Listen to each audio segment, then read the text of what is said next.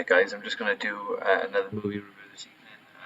So I've been to the cinema a couple of times this week, so I'm going to do a review of the second movie I went to see last night, which was Venom, There Be Carnage.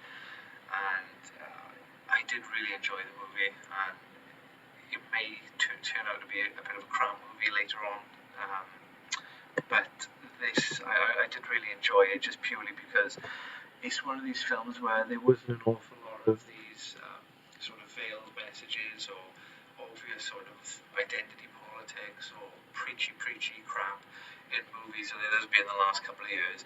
This was just a pure adrenaline ride, 90-minute movie where you could just, you don't have, it's not a 3-hour movie where you have to sort of dissect everybody's little motivations and their backstories and everything. This was pure adrenaline, good versus, well, I wouldn't say good versus evil, I would probably say bad versus not as bad, because Venom is still a villain in the Spider-Man universe, but yeah, this one was fantastic.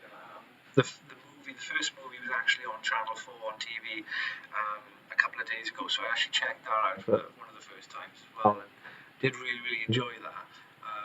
The first one was quite simple. It was very sort of ploddy, introduced to the characters, and played it very safe in the sense of sort of just making sure that it wasn't a complete and utter, cock up in the sense, for the first movie.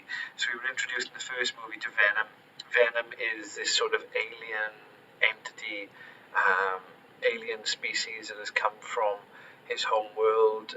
It has the power to sort of bind with a host, namely Tom Hardy, who's playing Eddie Brock, a journalist who comes across Venom in the first movie.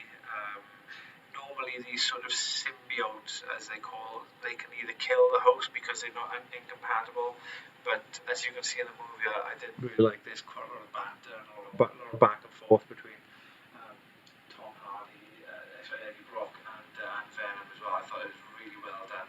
The first movie touched upon it slightly, but I thought it was really sort of ham-fisted sort of humour, and it wasn't really that funny, but this one was excellent, and the humour was really good. It was humour in the right areas, but where we were introduced to the villain of the piece, which is Cletus Cassidy. Now, Cletus Cassidy is on death row. He's a serial killer. We were teased the character at the end of the first Venom movie, and this film rolls on from there. So you have Eddie Brock visiting the serial killer Cletus Cassidy in lockup, and he is due for the death penalty. We're introduced to a little bit of the backstory around Cletus Cassidy, about more that really led him to sort of go on these killing sprees and lash out, and it seems to be that he's been abused as a youngster by friends and family, that he was at this St. Esther's school for troubled kids, and he meets a young girl there, and they develop a really close friendship and fall in love as teenagers.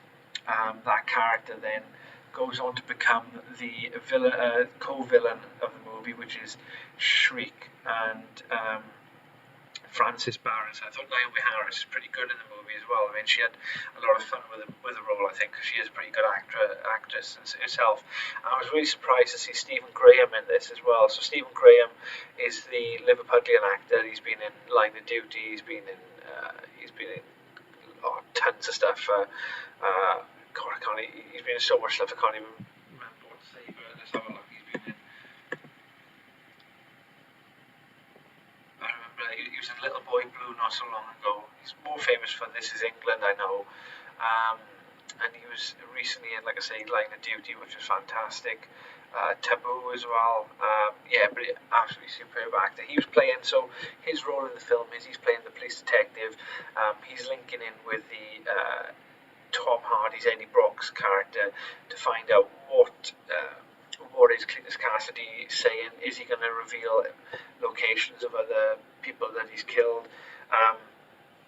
but he also happens to be a victim of Shriek's attack early on in the movie as well, where they try to apprehend her and take her to another facility away and split the two of them up, which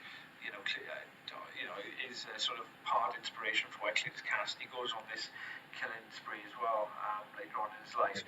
But the film develops, effectively it is just a straight sort of arm wrestle between Carnage.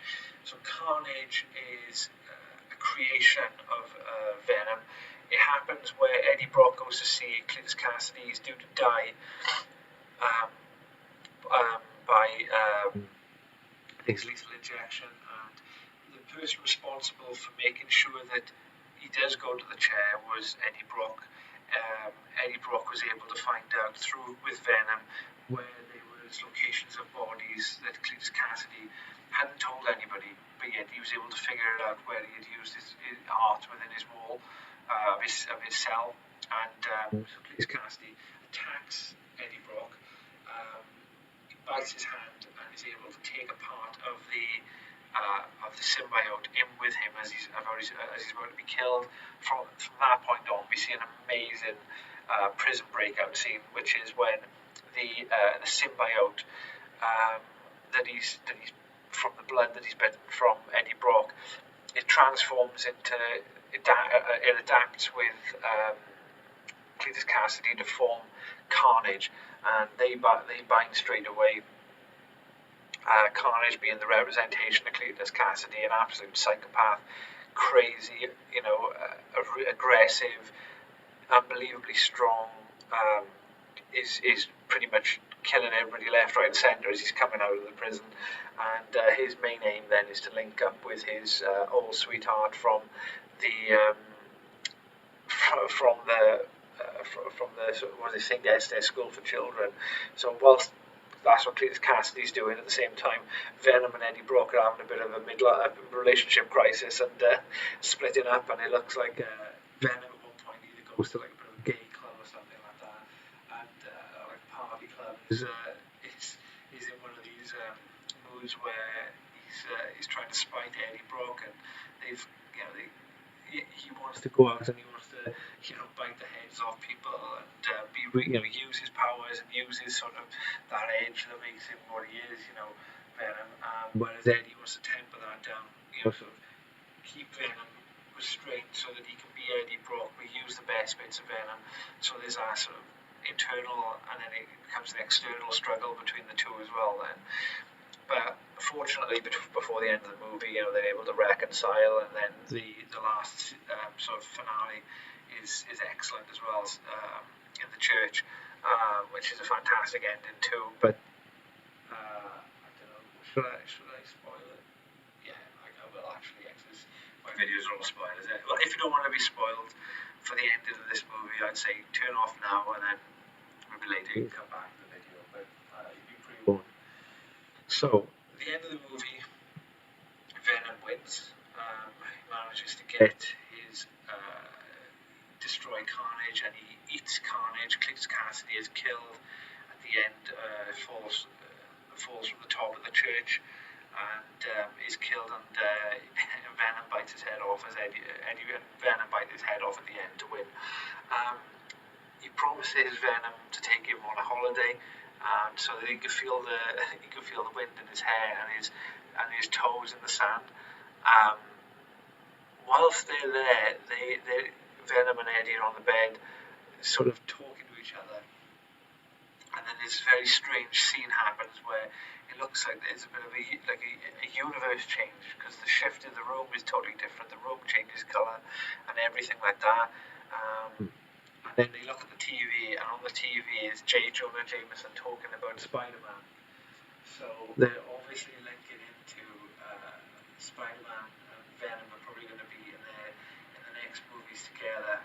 So maybe Spider-Man will be, I don't know what it's going to be called, maybe Spider-Man versus Venom or something like that. But definitely I'm going to look forward to that, because as far as I'm aware, Spider-Man now is finished being loaned to the Disney Marvel Corporation. separation, and he will now return to Sony. So I don't know whether Tom Holland is going to play him anymore, but I'm assuming that he probably would play him one more time if he was to be in the Venom follow-up Venom movie. So that would be pretty good. And yeah, that was the end of the movie. So I thought it was a great movie. It was only 90 odd minutes, and it was a quick thrill ride, really enjoyable. No, like I said, it could have been easily one of these films who tried to be way too highbrow and take itself way too serious, and they could have extended the movie out to maybe 2 hours and 20 minutes, 2.5 hours maybe, and having really sort of intrinsic background stories and what. But it was unnecessary. The film is good as it is, and I think that people enjoy it for what it is a lot more because of it's an honest sort of escapist movie. So overall, I'll give it 3.5 stars out of 3.5 stars out of 5. So far, looking at the box office mojo, it's actually made more than Dune. But I think it's been out a little while longer, so we'll see how that tracks on anyways. But 355 worldwide isn't too bad post-COVID at the moment, and the budget was relatively meager considering on the superhero movie. So 110 million, and he's made three. He's probably going to make like 450, maybe 500 back, which will probably be a profit, barely profit. But yeah, 3.5 stars out of 5. Yeah, let me know what you think. So far, the critics have pretty much said, it's decent, but it's nothing special. The audiences, as you can see there, audience score 84%. People want this type of movie. They want this movie. They want an enjoyable film. They don't want to be lectured to. They don't want diversity on screen and be lectured at for an hour or 2 hours. They don't want gender swap characters. They don't want race swap characters without just for the sake of it. People want to just go to the movies to enjoy what they're seeing. Otherwise, they're just going to see stuff like this, which is good. It is good for what it is.